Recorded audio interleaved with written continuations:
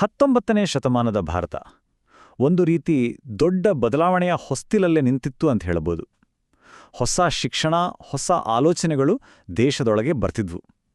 ಇದು ಕೇವಲ ರಾಜಕೀಯ ಬದಲಾವಣೆಯ ಕಾಲವಾಗಿರಲಿಲ್ಲ.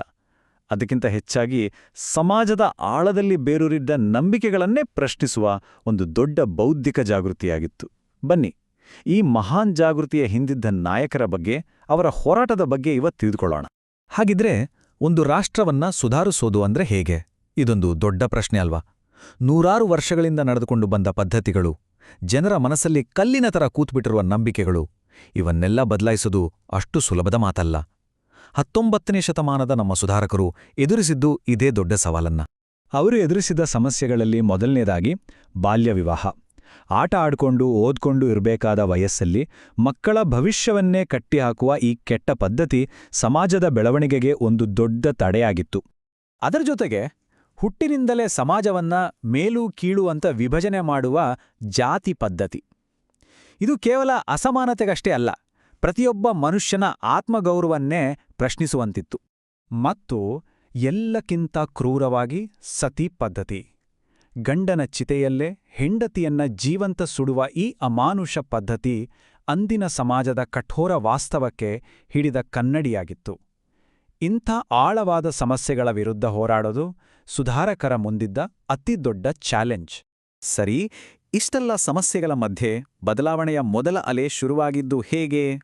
ಇದಕ್ಕೆ ಕಾರಣ ಧೈರ್ಯದಿಂದ ಅಂದಿನ ವ್ಯವಸ್ಥೆಯನ್ನೇ ಪ್ರಶ್ನಿಸಿದ ಕೆಲವು ಪ್ರವರ್ತಕರು. ಬನ್ನಿ, ಅವರ ಬಗ್ಗೆ ನೋಡೋಣ. ಈ ಬದಲಾವಣೆಯ ಅಲೆಯನ್ನ ಶುರು ಮಾಡಿದವರಲ್ಲಿ ಮೊದಲಿಲ್ಲುವರೇ ರಾಜಾ ರಾಮಮೋಹನ್ ರಾಯ್. ಇವರನ್ನ ಭಾರತದ ಪುನರುಜ್ಜೀವನದ ಪಿತಾಮಹ ಅಂತ ಕರೀತಾರೆ. ಯಾಕಂದ್ರೆ ಅವರೊಬ್ಬರೇ ಒಂದು ಹೊಸ ಯುಗಕ್ಕೆ ನಾಂದಿ ಹಾಡಿದ್ರು ಅಂತ ಹೇಳ್ಬೋದು. ನೋಡಿ, ರಾಯ್ ಅವರ ಹೋರಾಟ ಕೇವಲ ಒಂದೇ ಒಂದು ಸಮಸ್ಯೆಗೆ ಸೀಮಿತವಾಗಿರಲಿಲ್ಲ. ಯಾಕಂದ್ರೆ ಅವರಿಗೆ ಒಂದು ವಿಷಯ ಚೆನ್ನಾಗಿ ಗೊತ್ತಿತ್ತು. ಈ ಸತಿ ಪದ್ಧತಿ, ಜಾತಿ ವ್ಯವಸ್ಥೆ, ಬಾಲ್ಯ ವಿವಾಹ ಇವೆಲ್ಲ ಒಂದಕ್ಕೊಂದು ಬೆಸ್ತ್ಕೊಂಡಿರೋ ಸರಪಳಿ ಅಂತ. ಹಾಗಾಗಿ ಅವರು ಇಡೀ ವ್ಯವಸ್ಥೆಯ ವಿರುದ್ಧವೇ ಧ್ವನಿ ಎತ್ತಿದ್ರು. ತಮ್ಮ ಈ ಯೋಚನೆಗಳಿಡೆ ಒಂದು ಗಟ್ಟಿ ನೆಲೆಕೊಡಕ್ಕೆ ಅವರು 1828ರಲ್ಲಿ ಬ್ರಹ್ಮ ಸಮಾಜವನ್ನ ಸ್ಥಾಪಿಸಿದ್ರು. ಇದರ ಮುಖ್ಯ ಉದ್ದೇಶ ನಮ್ಮ ಭಾರತೀಯ ತತ್ವಜ್ಞಾನದ ಒಳ್ಳೆಯ ಅಂಶಗಳ ಜೊತೆ ಪಾಶ್ಚಿಮಾತ್ಯರ ವೈಜ್ಞಾನಿಕ ದೃಷ್ಟಿಕೋನವನ್ನ ಬೆರೆಸಿ ಸಮಾಜವನ್ನ ಸುಧಾರಿಸೋದಾಗಿತ್ತು. ಇದು ನಿಜಕ್ಕೂ ಒಂದು ಅದ್ಭುತ ಪ್ರಯೋಗ. ಕೊನೆಗೂ 1829ರಲ್ಲಿ ಅವರ ಹೋರಾಟಕ್ಕೆ ಒಂದು ಐತಿಹಾಸಿಕ ಗೆಲುವು ಸಿಕ್ತು.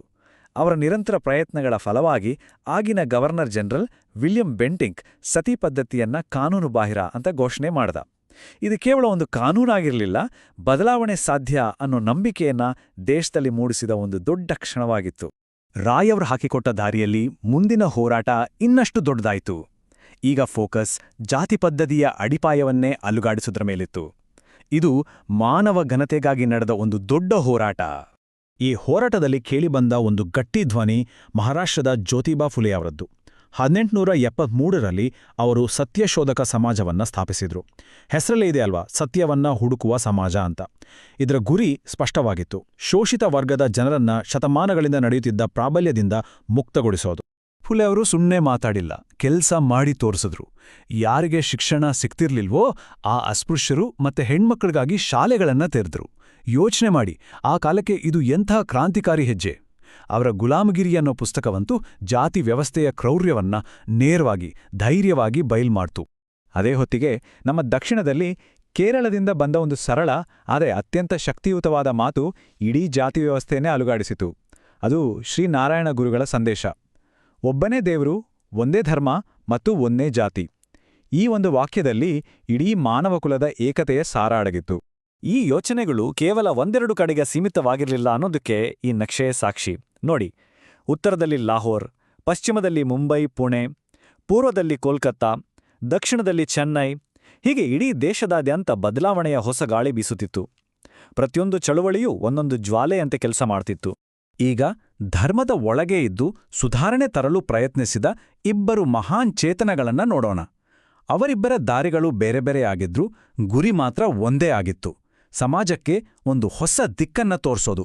ಮೊದಲಿಗರು ಸ್ವಾಮಿ ದಯಾನಂದ ಸರಸ್ವತಿ. ಅವರ ವಾದ ಸರಳವಾಗಿತ್ತು: ಕಾಲಾಂತರದಲ್ಲಿ ಹಿಂದೂ ಧರ್ಮದಲ್ಲಿ ಸೇರಿಕೊಂಡಿರೋ ಮೂಢನಂಬಿಕೆಗಳು, ಜಾತಿ ಪದ್ಧತಿ ಇವೆಲ್ಲ ಧರ್ಮದ ಮೂಲ ಭಾಗವೇ ಅಲ್ಲ, ಹಾಗಾಗಿ ಧರ್ಮವನ್ನ ಶುದ್ಧೀಕರಿಸಬೇಕು ಅಂದ್ರೆ ಅದರ ಮೂಲ ಗ್ರಂಥಗಳಾದ ವೇದಗಳಿಗೆ ಹಿಂತಿರುಗಬೇಕು. ವೇದಗಳಿಗೆ ಹಿಂತಿರುಗಿ ಅನ್ನೋದು ಅವರ ಪ್ರಬಲವಾದ ಕರೆಯಾಗಿತ್ತು. ಇನ್ನೊಂದೆಡೆ ಸ್ವಾಮಿ ವಿವೇಕಾನಂದರು. ಅವರ ಫೋಕಸ್ ಇದ್ದಿದ್ದು ಯುವಶಕ್ತಿ ಮೇಲೆ.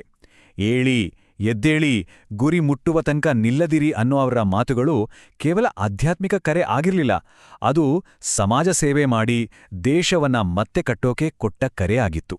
ಹಾಗಿದ್ರೆ ಇಲ್ಲಿ 2 ದಾರಿಗಳು ಕಾಣಿಸ್ತಿವೆ ಅಲ್ವಾ? ಗುರಿ ಒಂದೇ, ಆದ್ರೆ ಮಾರ್ಗಗಳು ಬೇರೆ ಬೇರೆ. ಆರ್ಯ ಸಮಾಜವು ಧರ್ಮದ ಮೂಲಕ್ಕೆ ಹಿಂತಿರುಗಿ ಶುದ್ಧೀಕರಣ ಮಾಡೋಣ ಅಂತ ಹೇಳ್ತು. ಆದರೆ ರಾಮಕೃಷ್ಣ ಮಿಷನ್ ದರಿದ್ರ ನಾರಾಯಣ ಅಂದ್ರೆ ಬಡವರ ಸೇವೆಯಲ್ಲಿಯೇ ದೇವರನ್ನ ಕಂಡು ಸಮಾಜವನ್ನ ಮುನ್ನಡೆಸೋಣ ಅಂತ ತೋರ್ಸ್ಕೊಟ್ಟು. ಈ ಇಡೀ ಜಾಗೃತಿಯಲ್ಲಿ ಪುರುಷರಷ್ಟೇ ಯಾಕೆ, ಅವರಿಗಿಂತ ಒಂದು ಕೈ ಹೆಚ್ಚೆ ಅಂತಾನೆ ಹೇಳ್ಬೋದು, ಪಾತ್ರವಹಿಸಿದ ಮಹಿಳೆಯರ ಬಗ್ಗೆ ಮಾತಾಡಲೇಬೇಕು. ಇತಿಹಾಸದ ಪುಸ್ತಕಗಳಲ್ಲಿ ಇವರ ಹೆಸರುಗಳು ಹೆಚ್ಚಾಗಿ ಕಾಣದೇ ಇರಬಹುದು, ಆದರೆ ಇವರು ಈ ಜಾಗೃತಿಯ ನಿಜವಾದ ಹೀರೋಗಳು. ಇವರಲ್ಲಿ 2 ಪ್ರಮುಖರೆಂದರೆ ಸಾವಿತ್ರಿಬಾಯಿ ಫುಲೆ ಮತ್ತು ತಾರಾಬಾಯಿ ಶಿಂದೆ. ಸಾವಿತ್ರಿಬಾಯಿ ತಮ್ಮ ಪತಿ ಜ್ಯೋತಿಬಾ ಫುಲೆ ಜೊತೆ ಸೇರಿ ಮಹಿಳಾ ಶಿಕ್ಷಣಕ್ಕೆ ಅಡಿಪಾಯ ಹಾಕಿದ್ರು. ಇನ್ನೊಂದೆಡೆ ತಾರಾಬಾಯಿ ಶಿಂದೆ ತಮ್ಮ ಬರವಣಿಗೆಯ ಮೂಲಕವೇ ಪುರುಷ ಪ್ರಧಾನ ಸಮಾಜವನ್ನ ನೇರವಾಗಿ ಪ್ರಶ್ನಿಸಿದ್ರು. ಅಂದಿನ ಕಾಲದಲ್ಲಿ ಇವಿಬ್ಬರೂ ತೋರಿದ ಧೈರ್ಯ ನಿಜಕ್ಕೂ ಅಸಾಮಾನ್ಯವಾದದ್ದು. ಈ ಕೊಡುಗೆಗಳನ್ನ ನೋಡಿ ಒಂದೊಂದು ಎಂಥ ದೊಡ್ಡ ಕ್ರಾಂತಿ ಅಂತ ಗೊತ್ತಾಗತ್ತೆ. ಸಾವಿತ್ರಿಬಾಯಿ ಫುಲೆ ದೇಶದ ಮೊದಲ ಬಾಲಕಿಯರ ಶಾಲೆಯನ್ನ ತೆರೆದು ಕೋಟ್ಯಾಂತರ ಹೆಣ್ಣುಮಕ್ಕಳ ಬದುಕಿಗೆ ಬೆಳಕಾದ್ರು. ತಾರಾಬಾಯಿ ಶಿಂದೆ ಸ್ತ್ರೀ-ಪುರುಷ ತುಲನಾ ಬರೆದು ಲಿಂಗ ಸಮಾನತೆಯ ಬಗ್ಗೆ ಮೊದಲ ಬಾರಿಗೆ ಧೈರ್ಯವಾಗಿ ಮಾತಾಡಿದ್ರು.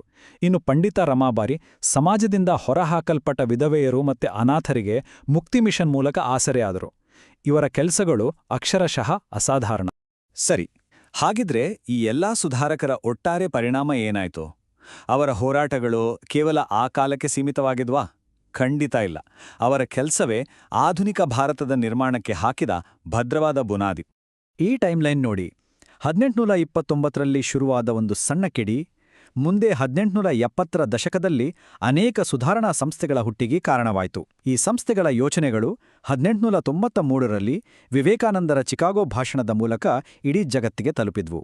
ಮತ್ತು ಕೊನೆಗೆ ಈ ಎಲ್ಲಾ ಸುಧಾರಕರ ಕನಸಿನ ಸಾರವೇ 1950ರಲ್ಲಿ ನಮ್ಮ ಸಂವಿಧಾನವಾಗಿ ರೂಪುಗೊಂಡಿತು. ಅದು ಸಮಾನತೆಯನ್ನ ಪ್ರತಿಯೊಬ್ಬ ಭಾರತೀಯನ ಮೂಲಭೂತ ಹಕ್ಕು ಅಂತ ಘೋಷಿಸಿತು. ಈ ಮಹಾನ್ ಸುಧಾರಕರು ನಮಗಾಗಿ ಒಂದು ಆಧುನಿಕ, ಸಮಾನತೆಯುಳ್ಳ ರಾಷ್ಟ್ರದ ಕನಸನ್ನ ಕಂಡ್ರು. ಅದಕ್ಕಾಗಿ ತಮ್ಮ ಜೀವನವನ್ನೇ ಮುಡಿಪಾಗಿಟ್ರೋ ಅದರಲ್ಲಿ ಅನುಮಾನವೇ ಇಲ್ಲ. ಆದರೆ ಇವತ್ತು ನಮ್ಮ ಸಮಾಜವನ್ನ ನೋಡಿದಾಗ ಅವರು ಕಂಡಿದ್ದ ಕನಸು, ಶುರು ಮಾಡಿದ್ದ ಕೆಲಸ ನಿಜವಾಗಿಯೂ ಪೂರ್ಣಗೊಂಡಿದೆಯಾ? ಈ ಪ್ರಶ್ನೆಯನ್ನ ನಾವೆಲ್ಲರೂ ನಮ್ಮನ್ನೇ ಕೇಳ್ಕೋಬೇಕಾಗಿದೆ.